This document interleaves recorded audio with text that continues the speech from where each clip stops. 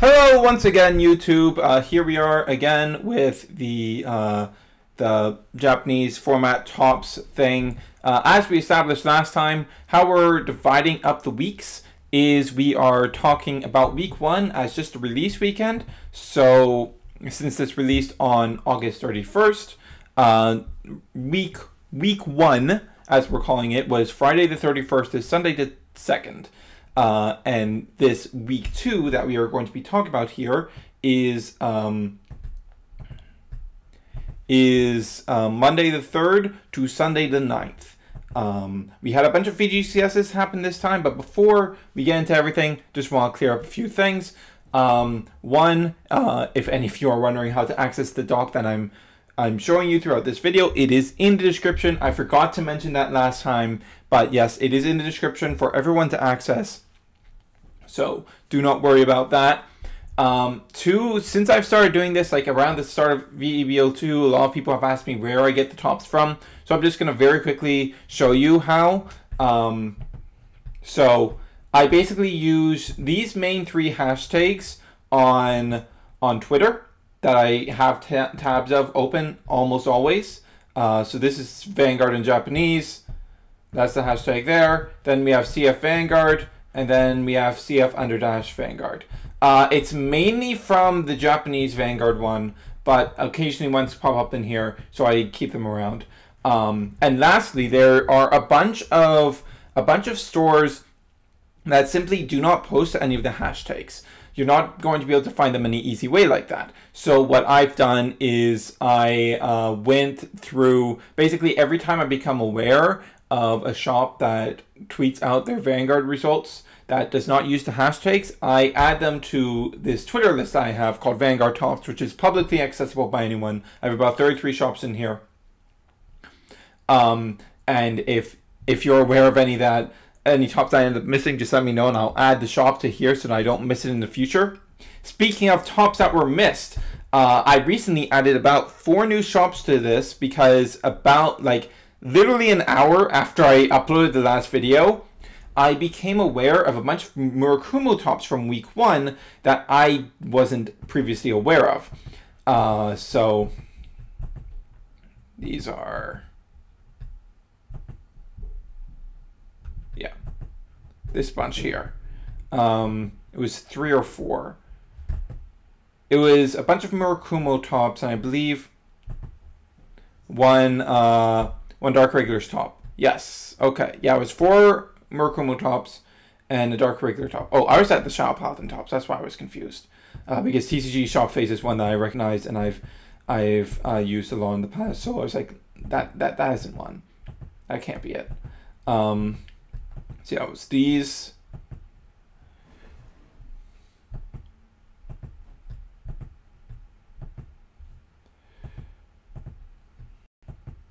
These 4 Murakumo results. So one of which was the 24-man event, so that's pretty significant. This is the Zanbaku list, of course. This is it's taking a while to load, but as that's loading, basically let me just explain that. Basically, with those 4 tops added, Murakumo and Shadow Paladin were basically neck to neck on week 1 performance. Very, very close. So this really cemented that, okay, Murakumo is absolutely a force that people need to be watching out for. Like, that cements them at least as a release weekend hit. Despite their ridiculously low price that keeps dropping. It's actually ludicrous. I want to see how far this deck can drop in price before it starts rising back up again. This one was a Mandala Lord list, which we did not see any tops for in week 2, unfortunately, but we did see a decent number. Another Mandala Lord list. This was Mandala Lord, right? Yeah, it was Mandala Lord. And this is Zanbaku. So, yeah, Mandala can succeed. This Big Magic one was, I'm actually shocked I didn't have this on the list because I literally follow this Twitter. So this was 6 Shaban and 6 Pale Moon, and only 2 Murakumo in this 24-man tournament. So, you know, pretty significant, more evidence of the low participation of Murakumo across the board. Which you can also see at like all the VGCS results, which we got 4 more of this week. But before we dive into that, we also have this Dark Regulars top, which was just basically more of, like, you can see the trends in something that we're going to be going into later, so that's not important right now. So that's enough from the week 1 stuff. Let us dive into the week 2 stuff. So week 2, we had 4 VGCSs, 2 on Saturday and 2 on Sunday. So on Saturday, we had a singles VGCS, 41 people. You can see the participation here. Murakumo is still very low in participation, and we have the full top 8 breakdown here. Top 8 was Shadows. It was 3 Oracle Think Tank, 2 Shadows, 1 Kagero, 1 Spikes, 1 Murakumo. You can see all the pairings here, how it went down. And whenever I've been able to find them, I have started adding... oh, did I not finish the Shadow Paladin report? Oh, I will need to do that later. I'm pretty sure I have this full report. I just forgot to finish it. I can get it up right here and quickly do a Google Translate for the sake of the video. But by the time this is up, I should have this properly updated. Source links to the reports if you want to see the tweets the reports came from, which will also have the lists. So basically this will let you see what they fought, what their matchups were, to give you a better idea of how the deck does, how it performs.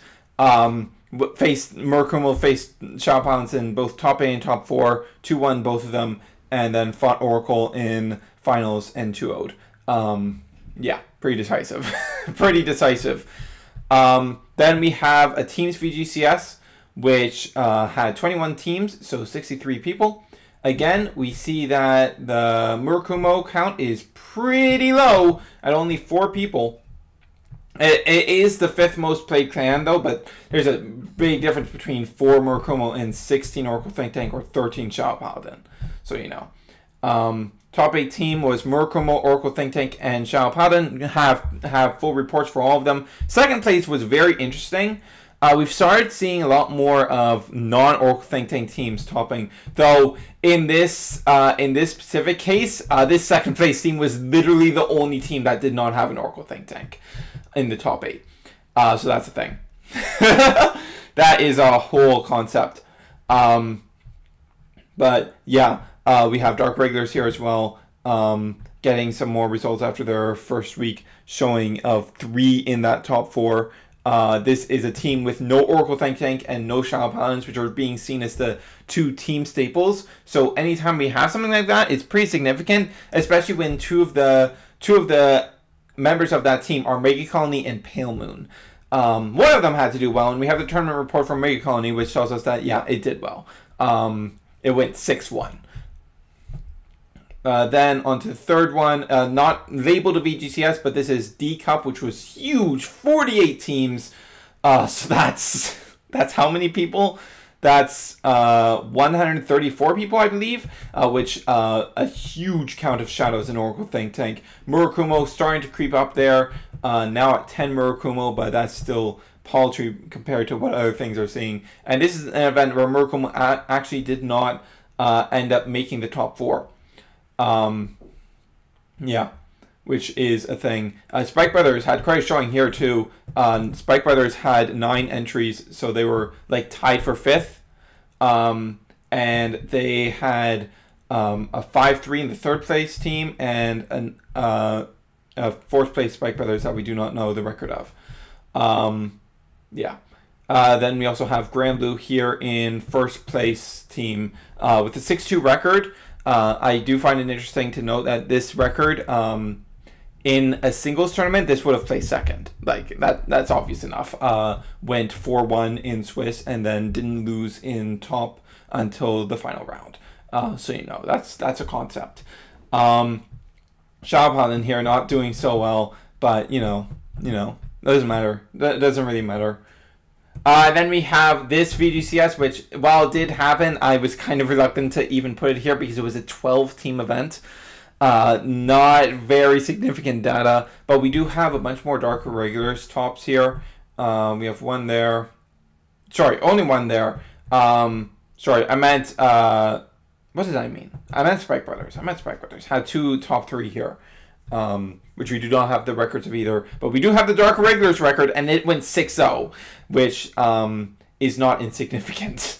That is that's even though he didn't really face any meta in the until his finals round, but still stuff. And then we have all the local stuff. Yeah, you can look at this at your leisure. I think there's a specific one that I wanted to talk about, but I can't remember it. I've started adding, like, same with the VGCSs, I've started adding reports anywhere where I can find them. And of course, clan participation breakdowns. Significant thing from Murakumo is that Murakumo won the Card Kingdom Akiba tournament, which is like the biggest locals that we actually get numbers for participants from. So it was 37 people this week. Last week was Oracle Think Tank winning that, if I recall correctly. Yeah, CK Akiba VG 41 people. Yeah, Oracle Think Tank won that week 1. Yeah, Murakumo still getting lots of tops. Dark Regulars and Pale Moon had a big uptick. But from here, I think it's time that we dive into... what was this? I don't know why I had that up. But from there, we can dive into the other edition from this week that I did not get the opportunity to get finished up in time for last week. This is the big spreadsheet. So basically, what this spreadsheet is for is more quickly figuring out how each deck is performing. So like I have things split into locals, large singles, and teams. So locals is any singles event that has at least 8 people. Any event with an unknown amount of people, which is the vast majority of locals, I will assume has 8 or more people, since that is the amount that the majority of events do have.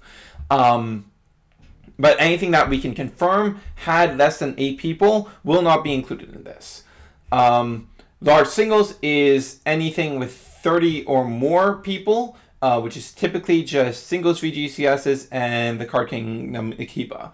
And unfortunately, not many locals post their numbers, so I don't know. From what I hear, there are more locals that do hit this number consistently, but most of them don't seem to post their participation numbers, so can't really do anything there. And teams is teams, and then cumulative totals it all up, and then for each week we have one W represents week, of course. And then over here we have the cumulative totals for all of the weeks, which also has singles, which totals just locals and large singles. But yeah, from here we can see so Dark Regulars and Pale Moon had a pretty good uptick on locals. Not very significant numbers, especially when compared to Murakumo and Shao Paladin. Oracle Think Tank has continued to not perform very well at the local level recently, which is very interesting. It's still being auto-included in teams for the most part, but it'll be interesting to see how Oracle Think Tank continues going forward. One theory I have towards this is that it might be because the meta decks in BTO2, Shao Paladins and Murakumo, are decks that don't really allow Oracle Think Tank to have 10 or more hand after their drive check. Like, they're pressuring them enough. So why that's significant is that most Oracle Think Tank lists are playing Torte, and Torte is dead weight if you cannot consistently keep yourself at 10 hand post drive check. So it could be a problem there. That could be what's going on. Can't say for certain, but you know. And then the other thing that I have in this is each clan has a tab where I total up. I input all of the deck lists from events that were 8 or more people. And I have everything totaled up, and I have it done week by week so that you can see trends changing from week to week if there's enough to view any trend. So there's some clans specifically that I want to take a look at here. Kagero. Kagero is interesting because a new card, Dilmond, came out and started seeing play in week 2. Here we can see of the 10 lists from week 2, 4 of them were running it, and 3 of these were VGCS or otherwise big events. So these are pretty significant. Like 1 through 5 are the ones that were from large events. And the majority of those are running Dilmond. Dilmond is, of course, the promo that was in Monthly Booster. That will probably be the sneak peek promo for the mini booster, which is when placed on rear. If you have less rear guards than your opponent, you can counterblast 2 and retire up to 2 rear guards in the same column as this card. So it's very efficient because like it's still the same cost as retiring those would normally be, but it's doing it all in one card, so it's just very efficient and a very nice card. So it's unsurprising to see that being run, and I would definitely expect that to continue to uptick like Torte did when Torte came out. Like you could see similar things with Torte when Torte first came out. Nothing really to see in Nova Grappler, Tochikaze, Spec Brothers, Mega Colony. I don't think there's anything in particular to really look at in those clans. Aquaforce, we only have 2 tops, but I do find it interesting to note that the only decks that we're seeing top right now from Aquaforce are Naval Gazer variants. And I believe that holds true into the week 3 Aquaforce top we got, even though it was only 4 people. Did that hold true? I can't quite remember. Let's see. Yeah, this was a Naval Gazer list too. So, yeah. Then, of course, we have the stuff that's actually of interest. Shadows, Murakumo, Dark Regulars, and Pale Moon. So, for one of the big subjects of debate when it comes to building Shadow Paladin is what tech grade 1 to go with, because it's obvious you want a 3 to 4 of Nemain, Charon, Javelin. Those are unquestionable. But the question is, what is the best tech? Because there's a lot of options here. The best ones are really Abyss Router, Nightmare Painter, and Blaster Dagger. And there is a clear trend here that Abyss Router has been very much favored. Nightmare Painter saw a lot more play week 1, but dropped by like half in week 2.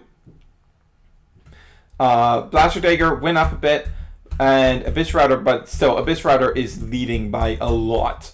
Like more than double the amount that any other one is.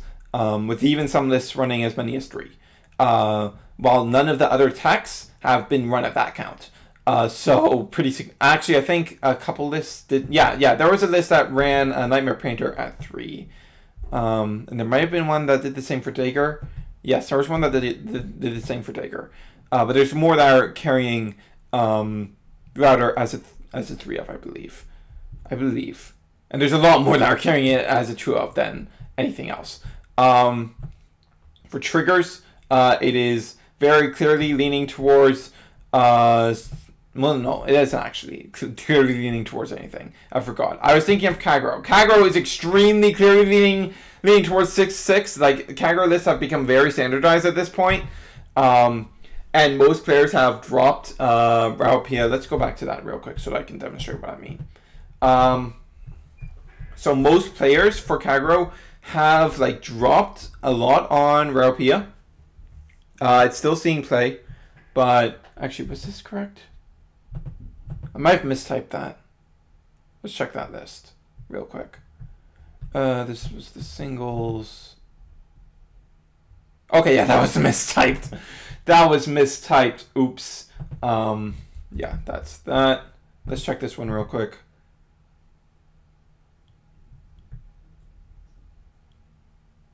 Yeah, that was also mistyped. So those look suspicious because I didn't recall seeing anyone running Raupia at 4 except for this nerd, who I believe is correct. I believe this one is correct. Is it right? Is it right? Yeah, for Raupia. So the vast majority of players have dropped Raupia out of being a 4 of, and the pretty standard lineup has been 4 bar, 4 ammo, 4 guys, but if you're dropping something below 4, it's typically been bar. It's most commonly been bar, I think, if I'm remembering the data correctly. Let's look at the average real quick. Bar 3.47 guys. Yeah. It's most commonly been bar, and you can see Raupia's average at 1.37 now. And then for triggers, it's like you can see just from the average here, almost everyone is running a 6/6 lineup at this point. Like, I don't think there was a single 8/4 There are some 7-5s and 5-7s, but there's not a single 8-4 to be found. They just don't exist anymore. Dimension Police had some interesting data, actually. Dimension Police had some dropping of... There's only 6 results to go off of right now, but Dimension Police had less Norals than normal. With 2 lists dropping it completely, 2 going down to 2. But again, this is a very low amount of data because Dimension Police aren't topping a whole lot right now, which might be because of release hype, because new stuff coming out might not be able to deal with the new meta. Murakumo data is really interesting. There's a lot of stuff. There's a lot of variance going on with Murakumo lists, and nothing's really been standardized yet. So, you know, I'm not going to really go over this data in any depth, but I'll leave you. The data is there for you to view. You can get to this really easily. It's linked in the header of the normal doc in the spreadsheet link right here. Yeah, right here. It'll take you right to it. Yeah, so you can take a look at that for your Murakumo needs as you require. Dark Regulars. Most players seem to be selling around 9 grade 3s with what seems to be averaging out to a 4 Death Anchor, 3 Demon Eater, 2 Ghoulish lineup. I've been seeing a lot of 4-3-3s. Yeah. For grade 2s, basically everyone is running Werebear. Like these three are seeing a lot of play. Gwyn has not been doing so great on play. There's a couple people who are playing it a lot, but there's a lot of people who are playing it at 1 or none at all. These 3 are the real mainstays. Unsurprising, since Vorfolger is just a Skull Dragon. Ruthven gives you the counter to keep that online. Seeger, honestly, I could see Seeger dropping. I could see Seeger dropping a lot because it doesn't do the thing on rear. It doesn't give you soul on rear, and Gwyn does. So I could see over time players dropping Seeger for Gwyn just for that consistent soul charge. And for grade 1s, of course, we have row absolutely 4 of. And Doreen and Prisoner basically always being 4 ofs. Basically never being any less than 3. There's been a lot of teching around with Freywilger since it gives you 2 soul. And you just need to hit that soul because once you hit that point, you don't really worry about too much else. But it's only been like a 2 of. So, you know. And then for trigger lineups, things are trending towards 6-6. Because you kind of need a bit of draw power, and with all your protect gifts, you're not that worried about the shield value that you lose. So yes. Oh, did I accidentally move Dark Regulars? My bad. Gotta keep it all in order, or I'm gonna die. And then Pale Moon. Pale Moon stuff. Box Streamer is not seeing much play, but of course the places where it is seeing play are maxing it. Oh, I forgot to correct this number.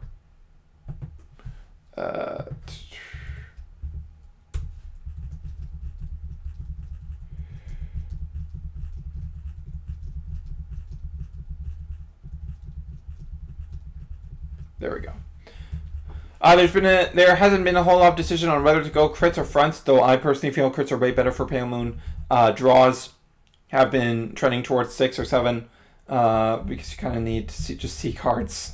Just see cards. You don't have a whole lot of card advantage generation here. It's interesting that among Midnight Bunny and Starring Presenter, Purple Trapezes is the only one that's really dropped below 4. But that is solely because there are so few results, and this one result did not run Trapezist for reasons I do not understand, and that's why that drop is there. Everyone else is running 4-4-4 of these 3. Purple Trapezist, Starring Presenter, and Midnight Bunny. Because what else are you going to run? Like, you're going to maybe tag some Celestial Cadet, but that's it. There's more contention, of course, going on with the grade 2s.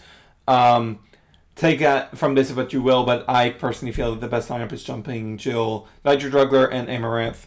Amaranth gives you the most consistent 12k, Nitro Juggler sets up your soul, and Jumping Jill is Jumping Jill. I don't think... if you know how Pale Moon works, I don't think I need to explain to you why, like, how the cards this clan got work. I don't think I really need to explain that to you. So yeah. Yeah, this data is all here for you to utilize as you see fit in helping you construct your decks. This went on for about 25 minutes, much longer than I expected it to, but got this done on Monday, so, you know, see you guys around. This is Center Search signing off. Oh, right, one last note.